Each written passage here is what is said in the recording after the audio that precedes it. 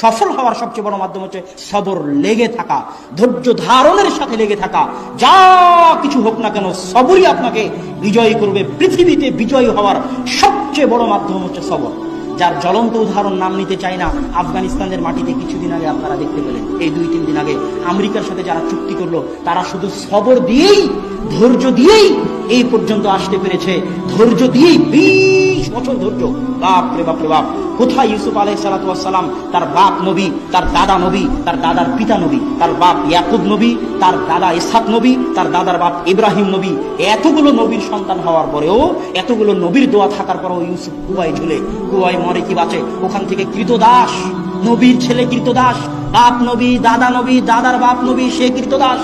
কৃতদাস হয়ে মানুষের বাড়িতে কাজ করে। তাহলে কি রকমের ধৈর্যের পরিচয় তারা দিয়েছেন? ধৈর্য দিয়েই ইউসুফ এবং ইয়াকুব বিজয় লাভ করেছেন। আপনিও যদি আপনার জীবনে বিজয়ী হতে